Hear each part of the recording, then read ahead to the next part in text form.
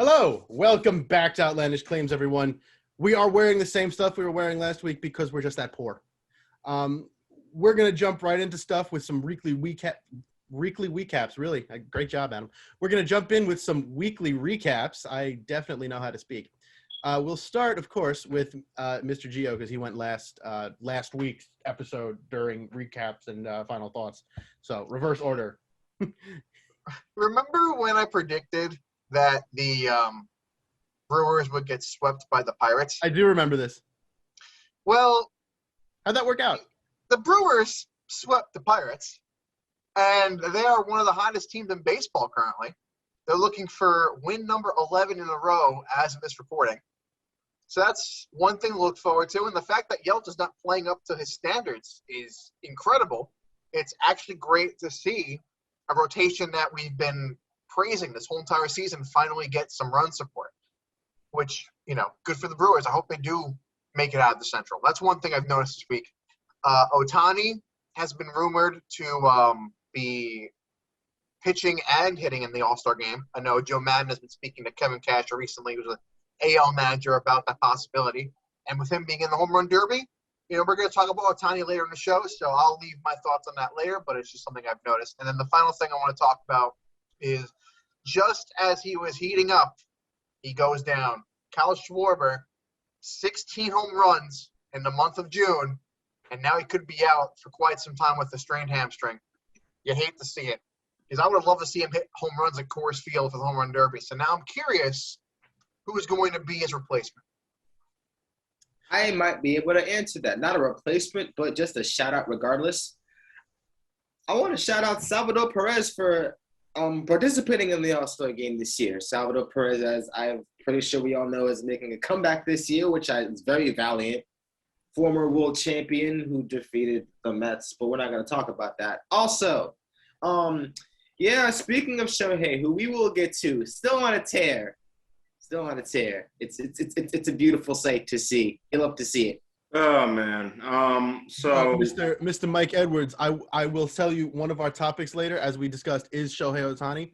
So don't be bragging about your pick just yet. Trust me, I'm gonna give you plenty of time to do that just a little bit later. I promise. Well, I think that's a perfect segue because yes, that was going to be the plan, but noted, I will hold back. But in related news, it seems like Shohei Ohtani is the only thing that the Yankees can hit lately because they can't hit anything. They can't win anything. It is looking as bad as, honestly, this would be our version of the Cavaliers after LeBron left Cleveland. I'm ready to say that. Like we're like, I know we're one game above 500, so we're not completely tanking. But this could not be anything short of a disaster if you are a Yankees fan. Let me read you some stats.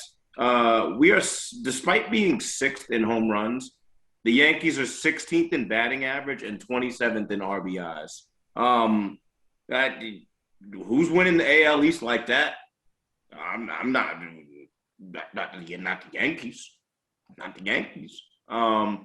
So yeah. The Yankees suck. Oh, and by the way, did I mention that the Yankees suck?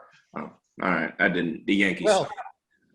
Well, here's a nice little segue for you. First of all, what I saw last week, again, what the hell are you doing, Tampa? Can you – seriously?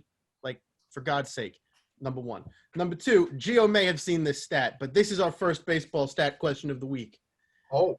Let's go. He may have seen this one because it was on ESPN, but it wasn't during his shift, so maybe he missed it. So maybe I'll get lucky. On Wednesday, the Yankees entered the 9th inning with a 4-run lead and lost. I know the answer. I'm not going to participate. Wait. Chill. Let him finish the question. Chill. He saw the stat. It was on ESPN. It's fine. Yeah, I was afraid he would have seen it. Sorry, I'll mute myself. So there are a couple of questions here. The first question is, when was the last time the Yankees lost a game when leading in the 9th inning by 4 runs? I will take a year. I don't need the date. And against which team was that loss? Okay, so I know half of it, but I'll let them try and figure out part of it. I'm going to say which half do you know? I know the year. The year, okay. You know the year, okay. 2018. No. I'm just I'll gonna tell you right now, Demetrius was closer with 2004. Oh man. 07. Nope, wrong way. 02. Closer. 01? 2000. 2000. Oh. All right. The Now Arizona Gio, Diamondbacks. no. So now Gio can step in. Yes, now I can guess. Who was the team on August 18th of 2000 Oh, God. that was losing by 4 runs in the 9th inning and proceeded to beat the Yankees? Mets? No. Okay. I want to get that out of the way. It wasn't the Angels again, was it? Yes, it was. Yes, it What a was. joke! It was the Angels again. And Oh, man. bonus points. Oh. Bonus points because this is extra. So no worries if you don't want to keep guessing this. But bonus points for the name of the pitcher who gave up a 3-run home run, and other bonus points if you name the player who got the 3-run home run. I'm gonna guess. I'm gonna be completely wrong, and I don't care. I'm gonna guess pitcher John Wetland. No, not. He wasn't even on the team. I think Mo was the pitcher. Mo was the pitcher. What? Okay. It was Mariano Rivera. Luis Gonzalez. No. No, this is Anaheim. This is Anaheim. Garrett Anderson. Oh. Nope. Move on. Mo Vaughn! Yes! 3-run home run. Mo was the pitcher and the hitter. The hit dog. Mo Vaughn was the pitcher and the hitter. Well done. I like that. That's crazy. And then, just because I find this fun, we've been talking a lot about the Yankees. Did you know that a 17-year-old girl once struck out Babe Ruth and Lou Gehrig back-to-back? Her name was Jackie Mitchell, and in 1931, she struck out Gehrig and Ruth back-to-back. Can only That was a imagine. fun little stat that I picked up. I don't really know how to turn it into a question, so I just wanted to read the stat. Gio, what's your stat? Well, before I go on to my stat, I mean, Adam Ottavino said he could strike out Ted Williams and Babe Ruth. So, Said he could versus actually did. Haha, Ottavino. Exactly. all right. So my stat involves Trey Turner because this week he hit for his 3rd cycle. That is tied for the most all-time with any player. 3 cycles in his career. So, regarding the Washington Nationals, there are 3 players who have fit for the cycle. So Trey Turner is one of them. He's done it 3 times. Who are the other 2, and what years did they do it in? That should make it easier, but it doesn't. It does not make it easy. The Nats are Definitely terrible. won't. It definitely won't make it easier. I can give a hint, but it's very vague. Go ahead. One of them was an all-star. That doesn't help. Adam doesn't like clues anyway. Who was a Nationals player? Wow. That made the All-Star game. Well, The they've Nationals. Who? they've had so many disappointing seasons. They've only been in existence for almost like 2 decades. That's it. Rendon. No. Ooh, good guess. I whiffed on that one. Yeah, that's a good guess. Still wrong, but a good guess. I've blanked. Again, and Adam titled this episode, Who Plays for the Nationals? I mean. Well, not even who plays for them. Who played for them during their first year of existence? Right. Oh, man, this is my redemption arc from last week. I mean, are we? Okay, wait. I might have one. I don't have the other one, but I might have one. Go. Guzman? Christian Guzman's one I of them. forgot all about Christian That's the Guzman. only one I have any chance of getting. Bonus point for the year he did it in. No. Too tough. 2000. It's 2006. got to be early. 2007, 8. 2008. Okay. So you got 1 to go. I don't got the second one. Not by any stretch of the imagination. I'm not going to get it. Demetrius isn't going to get it. No, I'm not. He's All right. right. So the 3 Nationals players to hit for the cycle: Trey Turner, Christian Guzman, and Brad Wilkerson. Well, there's a name.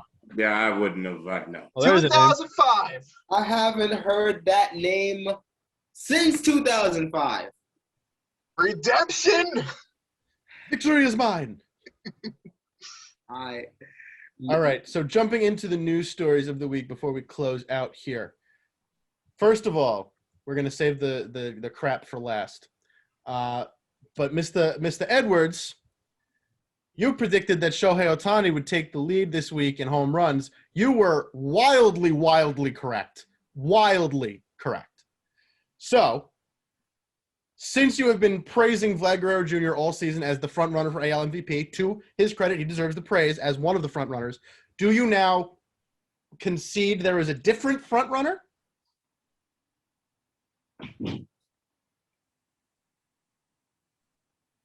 I mean, it's damned if you do, damned if you don't. I feel like I'm giving a wrong answer with either one. Oh man, Is it fun? Isn't that kind of fun? It just kills you on the inside.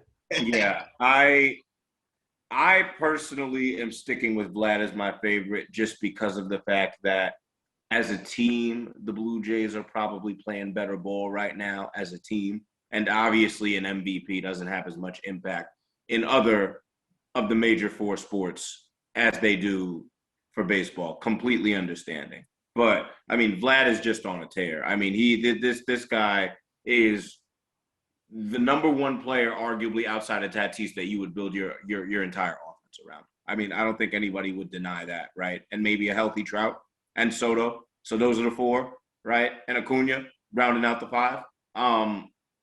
That being said, it is undeniable to give Shohei Ohtani currently the best show in all of sports. I am willing to say that. Only Japanese player, I have a stat for you guys, to hit 30 home runs. Who was the other one? You should get this one. Ichiro? No, it's not Ichiro. Oh. What was the question, Mike? The only Japanese player to hit 30 Hideki. home runs. Hideki Matsui, right? Really? This is how big we're Oh, talking. right. We're going back to the days of Godzilla to talk about how massive Shohei Ohtani is. So if that doesn't tell you what's going on, then nothing will. But I'm still sticking with Vlad as my guy. All right. I will go next because I just wish to say I must give Ohtani front runner position for one reason only. And that reason, ironically, is when you look at the Blue Jays, there is Vlad Guerrero Jr. He is fantastic. Problem is, there is also a guy named Marcus Semien. Right. So you also got Springer and Biggio in that lineup. If you could just Springer, we don't know where he is, but yes, I understand. Yeah. Teoscar Hernandez with a 300 batting average. Yeah. Alek Manoah carrying the pitching staff right now. Ross Stripling having a resurgence now. It's nice to see, but my main reason is that while you have Vlad Guerrero Jr., you also have Marcus Semien killing it this year. Ohtani's the only one doing anything out in LA for the Angels. Poor Madden. His pitching prowess his prowess as a pitcher's manager has gone away. Yep. Yep. In the American League, it's like Vlad Guerrero Jr., Shohei Ohtani, Mike Trout, literally everybody else. Now, I'm going to be Adam for a second. Oh, my God. He's going to get a temper. I have a temper. I'm talking about actually agreeing on somebody that you would probably be surprised I'm saying. So when we say most valuable player, yes, Ohtani is a very valuable asset to the Angels. Yes, Vlad Guerrero is the reason why, or part of the reason why the Blue Jays are even in the wild card race. But when I think of MVPs, when I think of somebody that is valuable to a team's success, I'm thinking Matt Olson. I was about to say, if you say Matt Olson. Not only because he's on my fantasy baseball team, but the fact that last year his batting average was 195. And now it is? 284.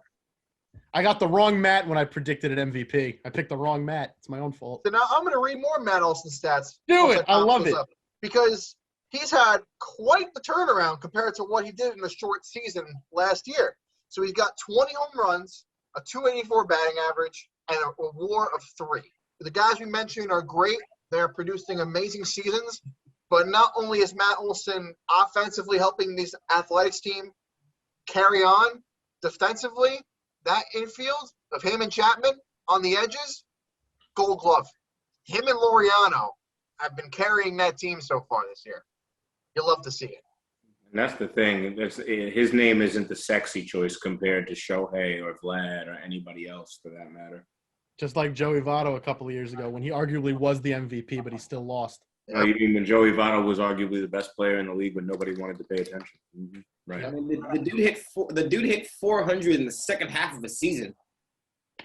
Come on, in the segue after we haven't talked about the Oakland A's in months. My nightmare has returned. Well, speaking of things we haven't talked about in a month, Yermin Mercedes.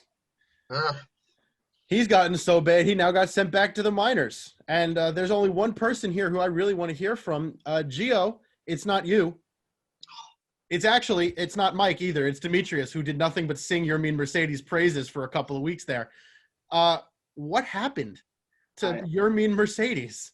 I watched that episode yesterday. I kid you not. It was hilarious. I was like, man, I really hope Yermin Mercedes is doing well again. Then I get on Twitter and finally got sit down, and I was like, Tony La Russa watched that episode. I guarantee it. It's like, look, he's done. What? I mean, they must have. The league officials must have do what they did with Albert Bell's bats, and it's taken all of his bats away because I don't know what happened with Yermin. Yermin went out in Wow. a couple months. Wow, you and these dad jokes, like, wow. Okay, I'm glad I'm not the only person that had to shake my head out. Edwin Diaz. No, he's Ed Luz Diaz. You're mean, Mercedes. He's your mouth. Everyone knows that Edwin Diaz is really Ed Luz Diaz. Mets fans of yes, but you're the one who's saying the dad jokes. Let's keep that. Yeah, you're the only one. I make a lot of dad jokes. I keep them off the show for a reason. Yeah, he knows I'll make fun of him mercilessly. Exactly. I look, I'm here for the memes, all right? I'm here for the smoke. But I mean, honestly, on the Mercedes situation, doesn't this have shades of Chris Shelton? Remember when Chris Shelton on the Tigers went off back in the day? That hurts. I used to like him. Yeah, I think it was 2006. I have it up now. He had 9 home runs in a month. 9 home runs in the first 13 games. Yeah. Okay, Yermin Mercedes has 4 or 5 long balls within his first 16 games, is hitting everything, and then all of a sudden falls off a cliff with a 196, 264, 272 line over the past 2 months. Oh, that's a bad Lord. I mean, if the Chicago White Sox weren't winning games, we would be talking about something completely different. And it's clear that that young brother's confidence was definitely shook. And I don't know if it's directly tied to this, but it definitely took a hit after La Russa called him out. So let's call it like that. No, that has to be. I guarantee you, at every at bat, La Russa's peered him in the eyes, and it's like, it. I hear you. I do have a stat to prove that because ever since that incident, he's been batting 150 in the past 31 games, 16 for 107. So, Mr. La Russa. Wow. So he basically just shot his confidence. Yeah. And keep in mind, he was a late bloomer. He's 28 years old. So he wasn't supposed to be doing this in the first place. But ever since that incident, because before that he was raking, we all praised him for that. And, of course, he deserved it. But, it almost becomes a point where a manager ruins his player's success. Well, there is, unfortunately, one other topic that we must discuss. And, of course, we're going to close with our weekly projections. But the first thing we must discuss, of course, is Trevor Bauer. I don't really, aside from Aaron Hernandez, remember ever hearing allegations quite this disturbing. Now, I grant you that Roberto Osuna and Marcelo Zuna, both of them, have their awful allegations against them as well. But this was still a next level type of disturbing allegation that really was only rivaled by, in my mind, by Aaron Hernandez, and to an extent, Greg Hardy as well. It was, I mean, I've said what I can say on air. It's a particular type of evil if you do something like this, in my opinion. And I mean, I know I'm not the only one here who shares this opinion of something like this. So I'm just going to stop talking and say the fact that she initiated the sexual encounters does not matter. Women do not, and I can't believe I have to say this, but women do not want to have facial fractures when they have sex. They do not want to have anal bleeding when they have sex. I can't believe this is something that people are actually arguing in life. Like, she initiated it. Oh my God, this obviously, no. You are outside of your mind if you think this woman was in any way soliciting what she alleges happened. And I believe her. Straight up. So if you are defending Bauer because she initiated the sexual encounters, you're a specific and particular kind of scum, and you should not be allowed to speak. And now with that, I will shut up and hand the floor over to anybody else. Well, yeah, I think that you teed it off perfectly. And what we also have to remember is this happened on two separate occasions. So clearly there's some sort of psychological and mental aspect that's also there, right? To where, unfortunately, this woman felt like she was comfortable with Trevor Bauer. And with how serious these allegations are, clearly that does not prove to be the case at this very moment. And as you would eloquently put it, we obviously have to wait for a decision from multiple parties to come down in order to let the investigation play out. But with what's currently out there, I mean, this is I would go even further. This might be Ray Caruth territory. I talk about Aaron Hernandez. I mean, Ray Caruth, right? The second point is that there's obviously something here because this is the situation that Trevor Bauer finds himself in. You don't just wake up one day and then all of a sudden, oh, somebody's just springing this rumor on you, because it wouldn't make it this far. There had to be some sort of engagement here on both sides, and it unfortunately led to a situation where now we have a woman with severe trauma in her life, which is what a lot of women go through on a daily basis and don't get their story told like they do this, because not everybody is as famous as Trevor Bauer. So I'm going to end my soliloquy by saying we need to do better as a nation and as a society with addressing abuse in general. You know, it's one thing to, I guess, consent to the type of stuff they were doing, but it's another to take that to a different level. And by that, I mean, for some reason, this is what the reports are saying, he, basically made her unconscious with all like the choking and everything, and then decided to punch her in the buttocks. And he admitted that on the phone with the police listening in. And keep in mind, this is all reported.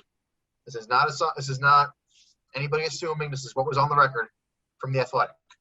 There is no reason to knock out a woman unconsciously and then proceed to, I don't even want to say the R word. It's just messed up.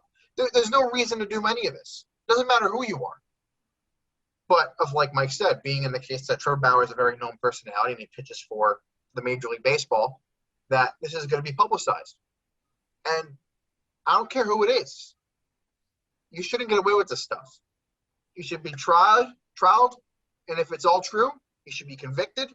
If any more of this is true, even if any other stuff that's been reported is true, Trevor Bauer should not see a mound again. He should be imprisoned. He should be put aside, and his contract should be terminated. It's disgusting. I can't even go up my usual banter. All I know is that one, the glove is out. Two, we've had this discussion with the Ozunas. One, it's not okay. Two, no one should have the general thought process to think that actions like this of any magnitude is okay. Like, again, I fully agree with Gio on this. Like, I when discussing the Ozuna situation with what the levels of discipline should be, stuff like this, you go right to step 4. Get him out. Get him out of here. Because there's just the physical descriptions of what happened to this female at the in the end, as Lincoln Park would say, is just flat out appalling, disgusting. I hate it. I use that word loosely. I hate it. Well, that pretty much sums it up. I will close by saying I started by making an Aaron Hernandez comparison, and I will close by circling back to that and saying when he died, doctors found that he had the worst case of CTE ever in somebody that age. Aaron Hernandez had a reason, not an excuse. Trevor Bauer has no reason. He has no excuse. He knows he's powerful, and he took advantage of it, plain and simple, and he thought he'd get away with it. And I truly, truly hope he does not. With that, we will go to our weekly projections and close out the episode. We'll keep this one short and sedated. Tampa's going to continue to lose ground, and Toronto is going to end up in second place by 2 games back of the Red Sox by the end of next week. My prediction is that the replacement for Kyle Schwarber is going to be announced soon, and I think it's going to be Max Muncy. My prediction, the Mets sweep the Yankees, and Zach Wheeler maintains command of the current strikeout lead in the majors. Shohei Ohtani wins the home run derby, and the American League win 4-1. That will do it for our show this week. We'll be back tomorrow with NBA, NHL, NFL talk, one of those 3. We'll see you then. Thanks for watching.